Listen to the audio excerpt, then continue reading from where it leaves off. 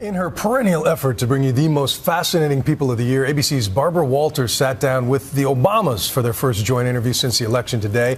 But it was also a chance to grill the president on pressing issues from the Middle East to the fiscal cliff. Barbara?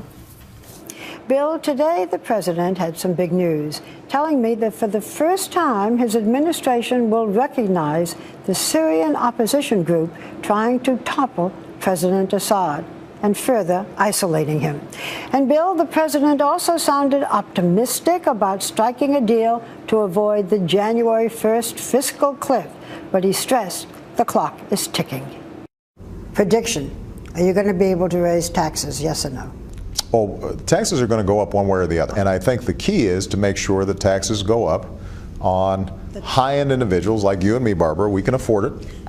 And make sure the middle-class families don't see their taxes go up. My full interview with President Obama and the First Lady, who were charming and funny together, will air Friday on both 2020 and later on Nightline. And it's been a busy week for me because tomorrow night I will have my 19th edition of The Most Fascinating People. And we have a terrific list. We keep #1 a secret, but here are a few who did make the grade in 2012.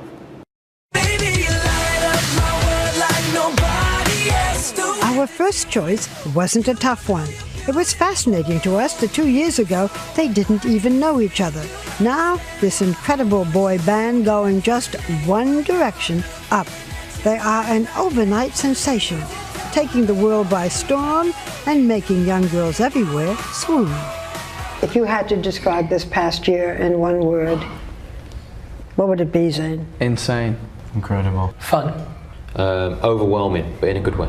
And Harry Styles recently made even more headlines for his relationship with Taylor Swift. The pair was nicknamed Halo, but the band is not universally adored.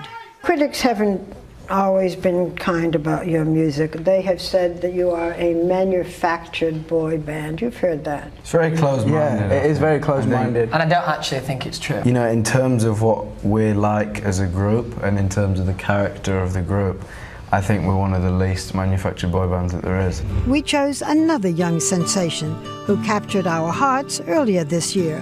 A global powerhouse in her own right, 16-year-old U.S. Olympic gymnast Gabby Douglas. You are the first woman of color to win a gold medal for the women's individual all-around. Does that matter to you? Was that important? Just a little.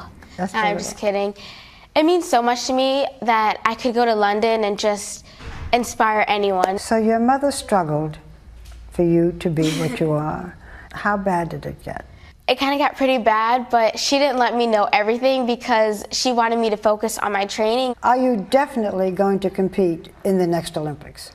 Definitely. And from sexiest man alive to man of the moment, Ben Affleck, an Academy Award-winning screenwriter at age 26. I fly into Tehran. We all fly out together as a film crew. He is now seriously in the running for Oscar's Best Director and Best Actor for the true story of Argo.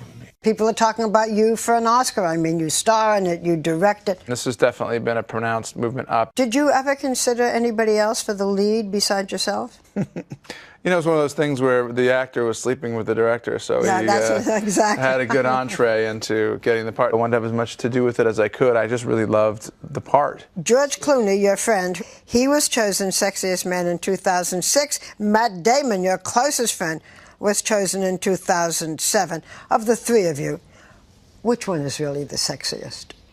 Well, Matt has since shaved his head.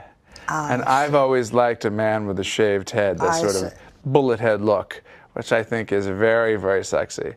With hair, not so much. But right now, I'm going to have to go with Matt.